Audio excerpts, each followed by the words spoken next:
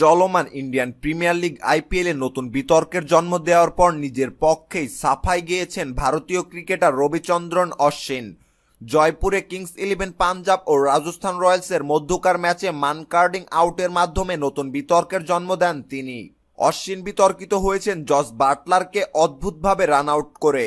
পাঞ্জাবের ছুড়ে দেওয়া 185 রানের লক্ষ্যে ব্যাট করতে নেমেছিল রাজস্থান। বাটলারের ব্যাটে ভর করে ভালো শুরু পেয়েছিল দলটি, তবে ইংলিশ এই উইকেটরক্ষক ব্যাটসম্যানের ইনিংসের ইতি ঘটে অশ্বিনের অখেলোয়াড় সুলভ আচরণে।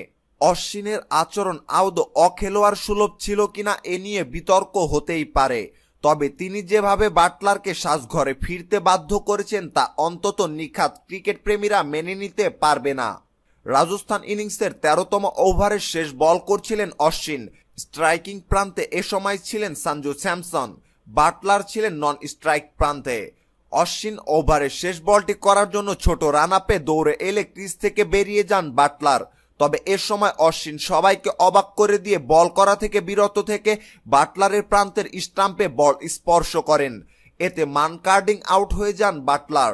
নিজের দল কিংস 11 পাঞ্জাব জয় পেলেই বিতর্কিত হতে হয়েছে অশ্বিনকে।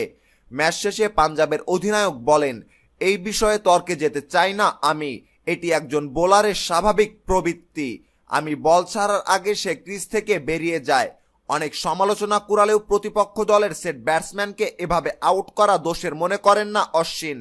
তার ভাষ্য, আমি এটা করতেই পারি কারণ ক্রিজের অর্ধেক আমার। সে আমার দিকে তাকাচ্ছিল না, শুধু তার জায়গা থেকে বেরিয়ে গেছে।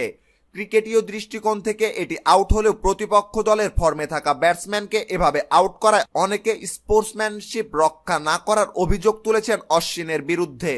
সামাজিক যোগাযোগ মাধ্যম ফেসবুক ও টুইটারে অনেকেই অশ্বিনের মন্ডুপাত করছেন। সম্মানিত ভিউয়ার্স, খবরটি সম্পর্কে আপনার মতামত জানিয়ে কমেন্ট বক্সে কমেন্ট করতে ভুলবেন না। ক্রিকেটের নিত্য নতুন সকল সংবাদ সবার আগে পেতে চ্যানেলটি এখনই সাবস্ক্রাইব করুন। ধন্যবাদ।